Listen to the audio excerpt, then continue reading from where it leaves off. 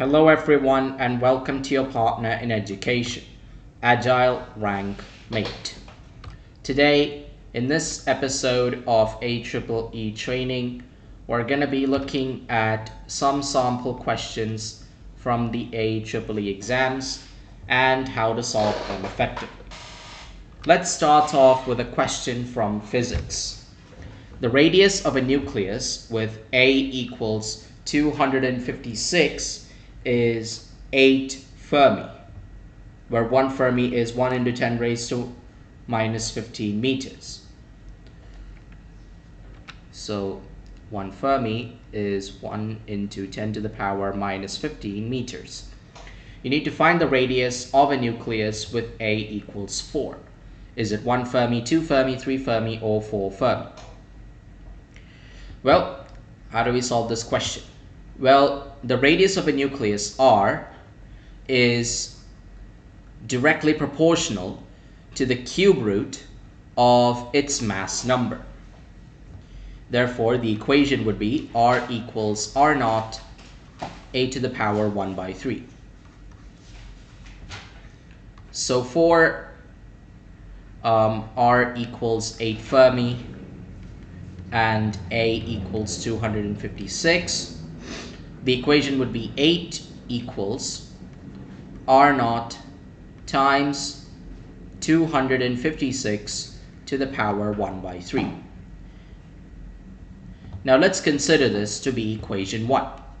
Equation 2 will be the equation for the radius of a nucleus with A equals 4. So therefore R here would be R naught times 4 to the power 1 by 3. So far, so good. Now, we divide equation 1 by equation 2. So therefore, 8 over R will be equal to R naught over R naught, which gets cancelled, multiplied by 256 to the power 1 by 3 over 4 to the power 1 by 3. So here we're going to use the law of exponents. A raised to n over b raised to n equals a divided by b whole raised to n. So therefore 8 over r becomes 256 over 4 under a whole cube root. Now when we do 256 over 4, 6 4s are 24, and 4 4s are 16. So therefore, 8 divided by r equals the cube root of 64. Now 64 is the cube of 4. So we can write 4 cubed to the power 1 by 3. That means a raised to m whole raised to n becomes a raised to m multiplied by n, which will be 4 cubed multiplied by 1 by 3, so they cancel each other out. So therefore, 8 over r equals 4. That means r equals 8 over 4, which is equal to 2. And since the unit for r is Fermi, the correct option would be option B, 2 Fermi. So all the other options are incorrect. Option B, 2 Fermi is the right answer. Now let's look at another question. The mass of a photon of wavelength lambda is given by h lambda by c, lambda by hc, h by lambda c, hc by lambda. So we're going to use the formula for the momentum of a photon. Now the momentum of a photon is given by h over lambda, and it's represented as p. So p equals h over lambda. However, momentum in terms of classical mechanics is mass times velocity. So h by lambda is also equal to mv. So since we know h by lambda equals mv, we can replace v with the speed of light, which is c. So therefore, h over lambda equals mc, which means the mass of a photon of wavelength lambda is h divided by lambda times c. So therefore, option C, h over lambda c, is the right option. The other options are incorrect. Now let's look at some questions from chemistry. One of the common components of photochemical smog is formaldehyde, acetaldehyde, methane, carbon dioxide. So photochemical smog, let's look at some of its common components. One of them is ozone represented by O3. Then we have nitric oxide. Another component is acrolein. Then we have peroxyacetyl nitrate, also known as PAN. And finally, we have formaldehyde. So therefore, the right option is option A, formaldehyde. The others are not components of photochemical smog. So option A, formaldehyde, is the right option. Next question. Why are certain rubbers called as vulcanized rubber? A, they are formed under a volcanic eruption. This statement is incorrect. Vulcan refers to the Roman god of the forges and has nothing to do with a volcanic eruption. Let's look at the other options. Option D, they're called vulcanized rubber because they have the addition of excessive comonomers. Option C says they do not use any comonomers. Again, both of these options are incorrect because in vulcanization of rubber, there are accelerators used, and these accelerators are organic monomers. However, they're only present in small quantities to speed up the reaction. So therefore, option C and D are incorrect. The right answer is option B. They are prepared by adding 5% of sulfur as a cross-linking agent. So rubber in its natural form is free-flowing, and it has very little connection between its multiple polymers. So therefore, these polymers and monomers are cross-linked by adding 5% sulfur, and that's how rubber gets hardened, which is also known as vulcanization. So therefore, option B is the right option. Now, let's look at some questions from mathematics. The point equidistant from the three lines x plus y equals 1, y equals 1, and x equals 1 is minus 1 by root 2, minus 1 by root 2, 1 by root 2 minus 1 by root 2, 1 by root 3 minus 1 by root 2, 1 by root 2 minus 1 by root 5. So we have three equations. Let's consider x plus y equals 1 as equation 1, y equals 1 as equation 2, x equals 1 as equation 3. Now we're going to use the formula to calculate distance of a point from a line. Now this formula D equals modulus of ax plus by plus c over under root of a squared plus b squared. So we will consider x1 comma y1 to be the equidistant point. So the distance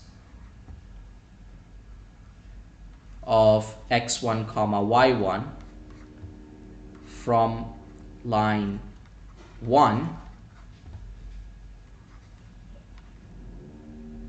is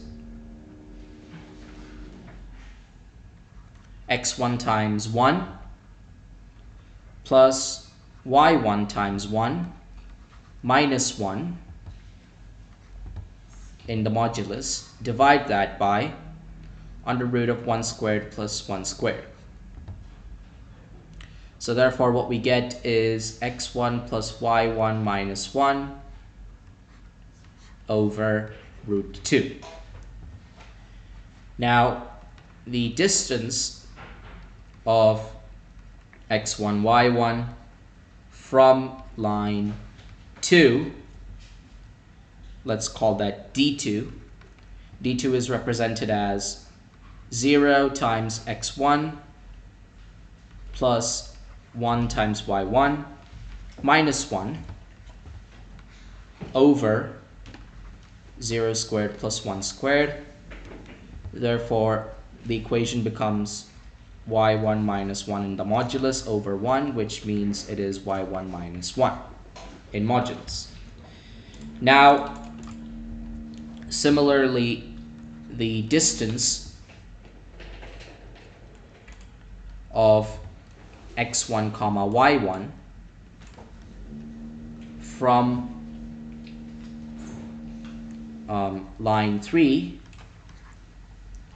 will be represented as d3, that is equal to x1 plus 0 y1 minus 1 over 1 squared plus 0 squared, and that is equal to x1 minus 1 over 1, which becomes x1 minus 1. Now, since we know that the point is equidistant from lines 1, 2, and 3, we're going to form two equations. So x1 plus y1 minus 1 over root 2 equals y1 minus 1, and x1 plus y1 minus 1 over root 2 equals x1 minus 1. So we're going to multiply root 2 to the right hand side, basically transfer the root 2 from the left to the right. So x1 plus y1 minus 1 equals root 2 y1 minus root 2, and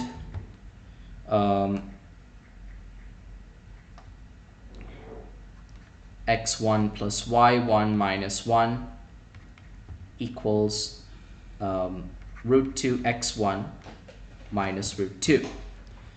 So the final equation will be x1 plus y1 times 1 minus root 2 equals 1 minus root 2. Now this is equation 4. And on the other side we have x1 plus y1. Let's rewrite that.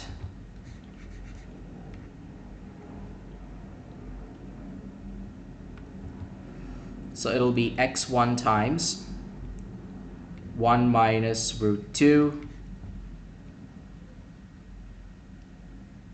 plus y1 equals 1 minus root 2, and that will be equation 5. Now what we're going to do is we're going to subtract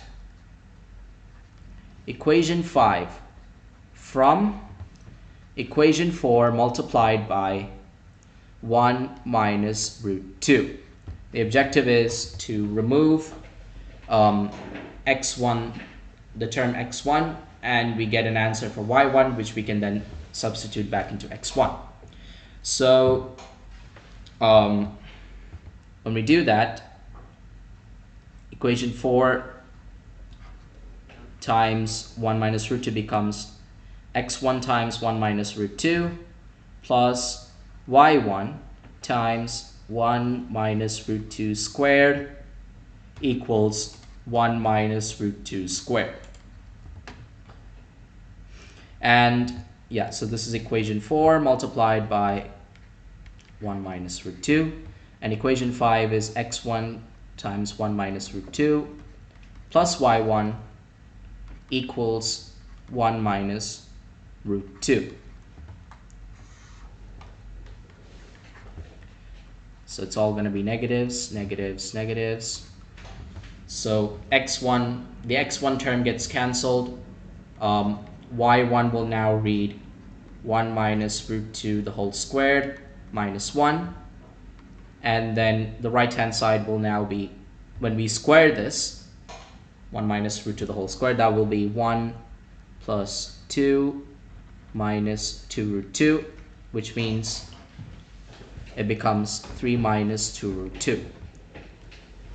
So we have 3 minus 2 root 2 minus 1 plus root 2 on the right hand side.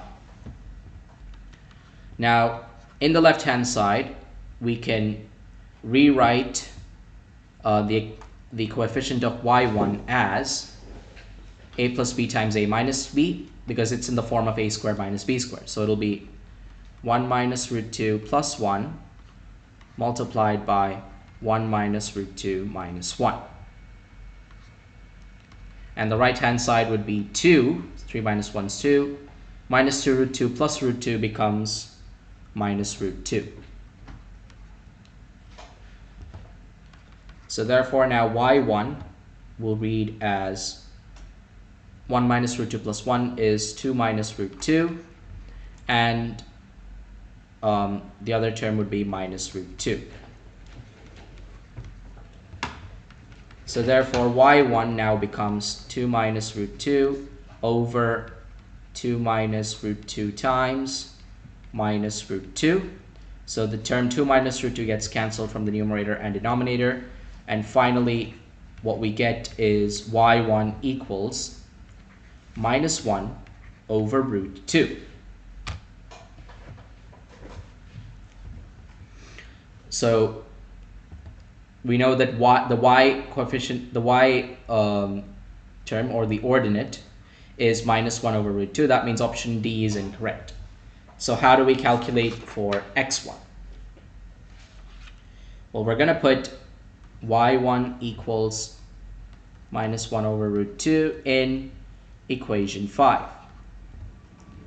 So therefore that will be x1 times 1 minus root 2 plus y1, which in this case is minus 1 over root 2, equals 1 minus root 2. Now that means x1 times 1 minus root 2 equals 1 minus root 2 plus 1 over root 2. Now when we take root 2 as the denominator, we will get root 2 minus 2 plus 1. So therefore the right hand side now becomes root 2 minus 1 over root 2. Now x1, we put x1 on the left side, everything else goes to the right. So now that becomes root 2 minus 1 over root 2 times 1 minus root 2. Now root 2 minus 1 is the negative of 1 minus root 2. So we take minus 1 common and we get the same term to cancel out. So 1 minus root 2 gets cancelled. So finally x1 equals minus 1 over root 2. So we know y1 equals minus 1 over root 2, x1 also equals minus 1 over root 2. So therefore the right option turns out to be option A. So once again, let's go through what we're doing. So the point equidistant from the three lines, since it's equidistant, we're going to find the distance of the point from each line. And once we do that, we get three equations from which we can form two. So basically we get three distances from which we can form two equations, and then we solve these equations together. We solve these equations in order to find either x1 or y1. Once we found the ordinate in this case, which is y1. We're going to use the ordinate to find the x coordinate, which is x1. And in this particular scenario, both of them are at a value of -1 over root 2. So option A turns out to be the right option. Now, the final question for today. The general solution to the differential equation 1 plus e to the power x over y dx plus e to the power x over y 1 minus x over y dy is. So we have 4 solutions. We need to find out which of these is correct. So we have this particular equation. So 1 plus e to the power x over y times dx plus e to the power x over y times 1 minus x over y dy equals 0. Now what we're going to do first is find dx over dy. So to do that, we'll take 1 plus e to the power x over y dx on one side, and the other term goes to the other side. So that becomes minus e to the power x over y times 1 minus x over y dy. Now you can take dy to the left side and the coefficient of dx to the right side. So that way we get dx over dy as equal to minus e x over y times 1 minus x by y, and in the denominator we get 1 plus e to the power x over y. Now we'll consider this to be equation 1. Now, how do you solve this from here? We will consider dx over dy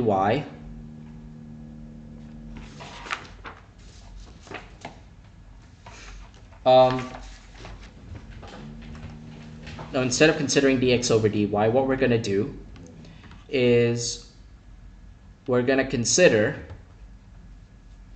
x to be equal to v times y. Now that means v will be equal to x over y.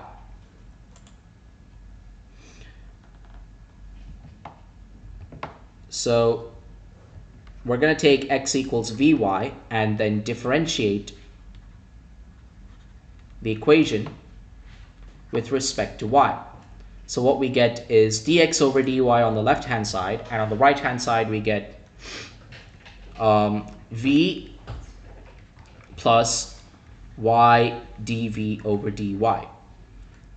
So we use the product rule of differentiation in order to get this equation. So now we got 2 different equations for dx by dy.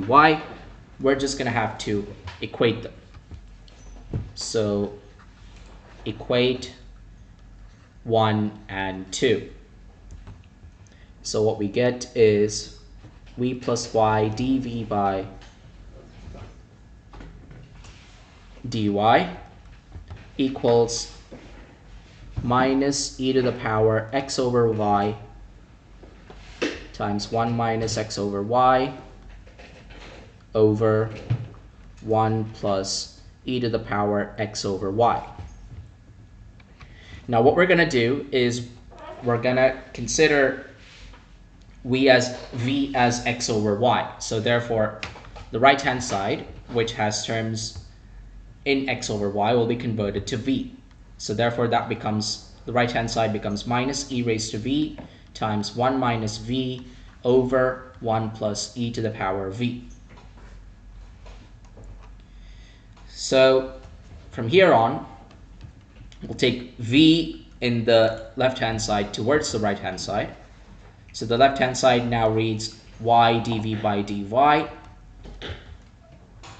equals minus e to the power v times 1 minus v over 1 plus e to the power v minus v. So minus e to the power v we can distribute across the numerator, so that becomes minus e to the power v minus v e to the power v and then the term v outside of the fraction needs to be subtracted with the original fraction. So we're going to take 1 plus e to the power v as our LCM. So basically that becomes minus v times 1 plus e to the power v. So the right hand side now becomes minus e to the power v minus v e to the power v minus v plus v e to the power v.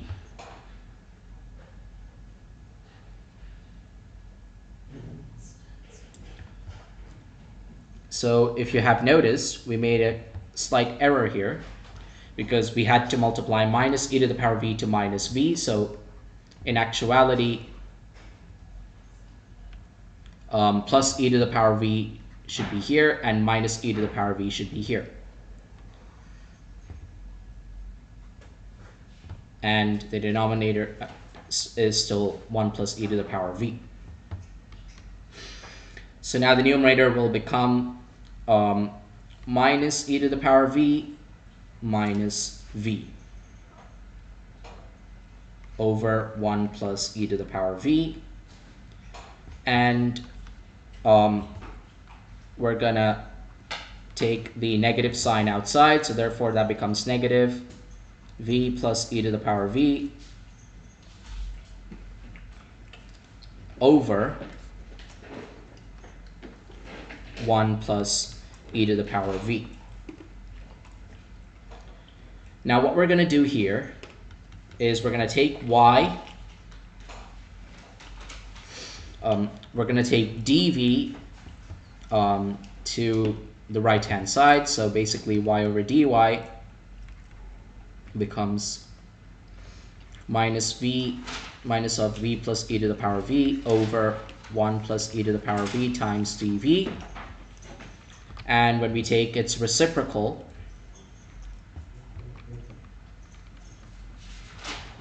we get dy by y. And in order to expedite the process faster, we're going to take the negative sign to the left. So minus 1 goes to the left-hand side, so it becomes y over minus dy, which means now the left-hand side reads minus dy over y, and the right-hand side reads 1 plus e to the power v over v plus e to the power v times dv. So from here we can integrate both sides. Now when we're integrating both sides, we will let t be equal to v plus e to the power v. That means dt becomes 1 plus e to the power v times dv. So when we integrate, the left-hand side now reads minus log of y plus log c, and the right-hand side reads dt by t. So this expression becomes dt by t. So therefore that becomes log of t.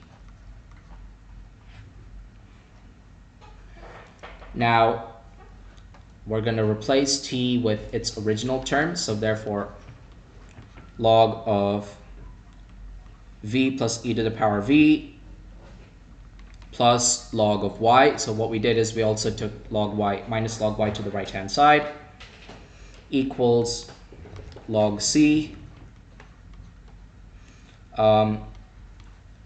So log of a plus log of b equals log of ab.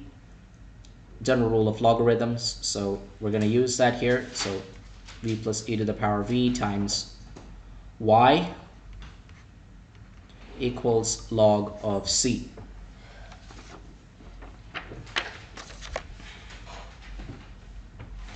And now what we're going to do is we're going to multiply y to both terms. So therefore what we get is log vy plus e to the power v times y equals log of c. So now it's a good idea to cancel the logarithms. So what we get is Vy plus e to the power Vy equals c. So we can replace v with x over y. So x by y times y plus e to the power x by y times y equals c. So therefore now it becomes x plus, since the y's here get cancelled, so it's x plus e to the power x by y times y equals c. So this equation here is our final solution. This is the general solution to the problem. So therefore, the general solution to the differential equation, that is this here, is now equal to x plus y e to the power x over y equals c. So therefore, we can see that option B is the right answer. So that concludes this particular episode of AEEE Training. We hope you found this episode interesting. For more of our useful and interesting content, don't forget to subscribe to Agile Rank Mate, your partner in education. If you want to get the latest updates from our channel, then please don't forget to hit the bell icon present below the video. So until the next webisode, take care, stay alert, ta-ta for now.